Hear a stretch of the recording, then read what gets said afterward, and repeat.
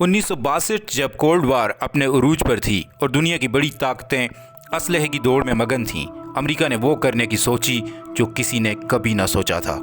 امریکہ نے 1.4 mega ton کے nuclear بام کو اسپیس میں 400 کلومیٹر اوپر ڈیٹونیٹ یا ٹیسٹ کرنے کا ارادہ کیا۔ اس ٹیسٹ کو اسٹار پرائم ٹیسٹ کے نام سے جانا جاتا ہے۔ آئیے جانتے ہیں کہ اسپیس میں اس 1.4 میگا ٹن کے نیوکلیئر بام سے کیا تبدیلیاں پیدا ہوئیں اور نیچے بسنے والے لوگوں پر اس کے کیا اثرات پڑے۔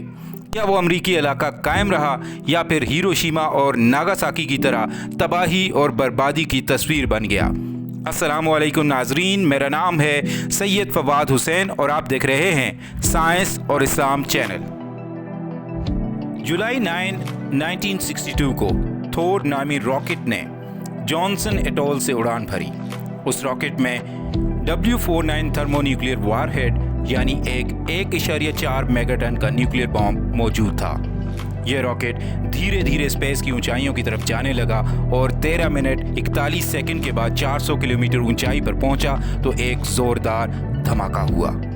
اس دھماکے کی آواز ہوائی ریاست تک سنی گئی جو کہ ٹیسٹ سائٹ سے 1450 کلومیٹر دور ہے، اور جانسن ایٹول سے ہوائی اسٹیٹ تک سب لوگوں نے رات 11 بجے آسمان پر کچھ ایسا منظر دیکھا جو آپ اپنی اسکرین پر دیکھ رہے ہیں۔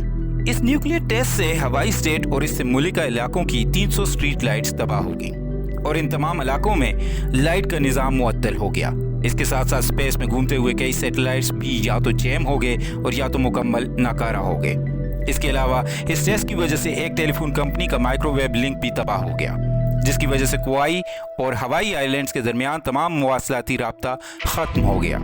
اس بم کی وجہ سے زمین کی فضائی حدود کے گرد کافی عرصے تک ریڈیشن کا ایک بیلٹ بن گیا، جس سے اگر کوئی بھی شے گزرتی تھی تو پگھل جاتی تھی۔ اس کے علاوہ نہ جانے اس تجربے کی وجہ سے کتنے ہی پرندوں کی جانیں گئی ہوں گی اور اوزون لیئر پر بھی جو اثرات مرتب ہوئے ہوں گے، یہ سب کچھ کبھی بھی سامنے نہیں لایا گیا۔ لیکن ایک خوشی کی بات یہ تھی کہ اس سے زمین پر موجود کسی انسان کی جان جانے کا کوئی ثبوت نہیں ملا۔ ناظرین، یہ تو تھا ایک 1.4 میگا ٹن بام کا اسپیس میں تجربہ کرنے کا نقصان، پر اگر اس سے بھی کئی گنا بڑے بام کو اسپیس میں اتنی اونچائی پر ٹیسٹ کیا جائے تو پھر کیا ہوگا؟ میں بات کر رہا ہوں کنگ آف دا بامز، ٹسار بومبا کی۔ ناظرین، ٹسار بومبا کی کیپیسٹی 50 to 57 میگا ٹن ہوتی ہے، یعنی 1962 کے اس نیوکلیئر بام سے قریب 35.7 گنا بڑا۔ اگر ہم ورلڈ وار 2 میں استعمال ہوئے تمام بارود کو اکٹھا کریں تو یہ ایک بام اس تمام آرڈیننس سے زیادہ پاورفل ہوگا۔ ہیروشیما اور ناگاساکی میں جو بام گرائے گئے، یہ بام ان سے بھی 1500 گنا زیادہ تباہ کاری مچانے کی اہلیت رکھتا ہے۔ یعنی اگر کراچی پر خدا نخواستہ یہ بام پھینکا جائے تو کراچی کے ساتھ ساتھ کئی سو کلومیٹر دور کا علاقہ بھی صفحہ ہستی سے ہی مٹ جائے گا۔ سوچئے اگر ٹسار بومبا کو اسی امریکی سائٹ کے اوپر 400 کلومیٹر میں ٹیسٹ کیا جائے تو کیا ہوگا؟ زمین پر کیا کیا تباہ کاری ہوگی اور انسان کو کن نقصانات کا سامنا کرنا پڑے گا؟ آئیے جانتے ہیں۔ کیونکہ یہ اسپیس میں 400 کلومیٹر دور تباہ ہوگا تو اس سے انسانی جان کے جانے کا تو کوئی خطرہ نہیں ہے، پر جو اثرات یہ ڈالے گا اس سے یقیناً زندگی مفلوج ہو کر رہ جائے گی۔ اس کی ٹیسٹنگ سائٹ سے 2000 کلومیٹر کی رینج میں یہ دھماکہ سنائی دے گا اور آسمان پر سرخ رنگ کی ایک تہ جم جائے گی۔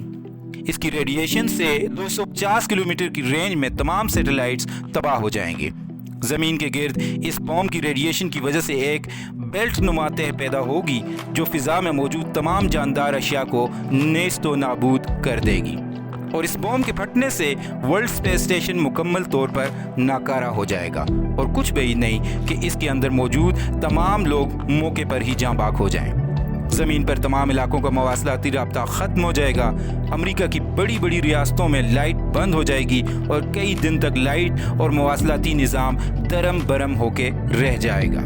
اس کی ریڈیشنز نیچے ہماری ایٹماسفیئر تک پہنچ جائیں گی اور اس کی وجہ سے فضا میں اڑتے بادل اگلی بار انتہائی خطرناک ریڈیشن سے بھرپور بارش برسائیں گے، جس سے جلدی کینسر، انفلوئنزا، سانس کی بندش اور دل کے مختلف عارضے لوگوں کو لاحق ہو سکتے ہیں۔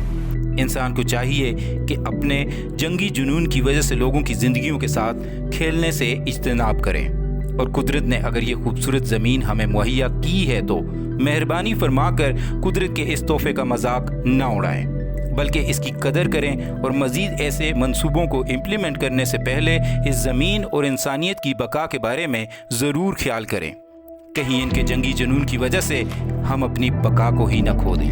آخر میں آپ سے گزارش ہے کہ اس چینل کو سبسکرائب کر دیں اور ویڈیو اگر پسند آئی ہو تو اسے آگے شیئر بھی کر دیں۔ اب مجھے دیجیے اجازت، اللہ حافظ۔